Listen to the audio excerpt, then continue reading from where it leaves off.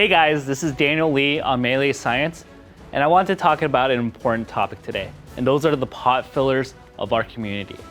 And the reason why I want to talk about them is because they are the lifeblood of our community. Our revenue models are very interesting.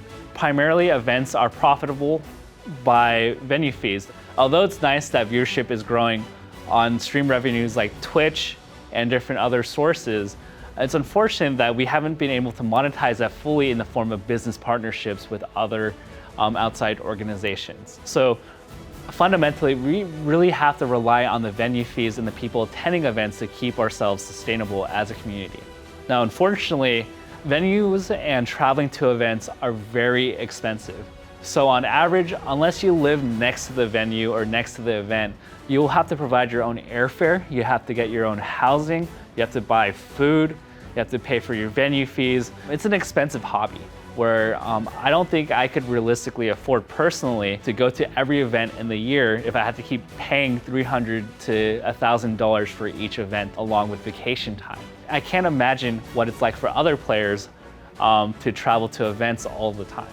And I think we have to begin to think, how do we provide value for these new players who go to these major tournaments, pay $500, and then go 1-2 or 0-2 and really just play for 1 hour out of the entire weekend?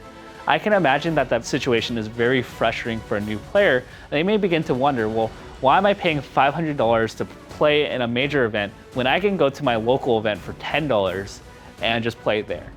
And I really do think the next step in continuing sustainable growth so that these players don't leave is to turn these into an all-comprehensive event and an experience more so than just a tournament competition. And I really begin to see these trends with some of the events that we've had last year. For example, in Shine 2016, we had stay in your lane tournament models where new players, if they lost early in bracket, they could play a bunch of matches and play in these mini ladders so that they could have fun for longer stretches of time. We also have events like Genesis and Evo that are just massive spectator experiences with the Mandalay Bay and the auditorium, so they have a lot of fun there. Big House provides over 100 setups, and they boasted an online matchmaking system that provided a wonderful experience for people to continue to play and interact with people, even if they lost in bracket early. What I really look forward to are events to follow the model of some other tournaments that we kind of talk about here and there, and that's Super Smash Con. Super Smash Con, in my opinion, did many things correct. They provided panels, they provided live bands, and it was more of a convention, as it implies in its name, than just a tournament. And so I feel like people had a more wholesome experience with that event rather than just enter a tournament and then go out immediately after losing. And in my personal view, I actually really love what 2GG did recently with Civil War, where they had a whole block set up just as a giant outdoor party where they had vendors, they had a bar, the spectator experience was amazing, and they even had a night party and it's almost 24-hour venue to help out and make the experience awesome for everyone. And I can't imagine that people who attended Civil War as a spectator, as a fan, and not a top-level player would immediately go back to something similar to that next year or whenever the next event of that scope happens, because they had a fun experience with the event and it was not just a tournament bracket.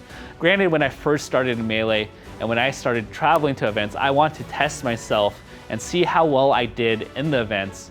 But now I can imagine that a lot of people, they want to have fun with the event and it wants to be more of a memorable weekend more than a small bracket. Now, if you guys have thoughts on this matter or feel like we're ignoring a certain stakeholder at an event, whether it's the top player, the viewer at home, or you want me to talk about more about the tournament experience, go ahead and shoot a line in the comments or my Twitter. Thank you.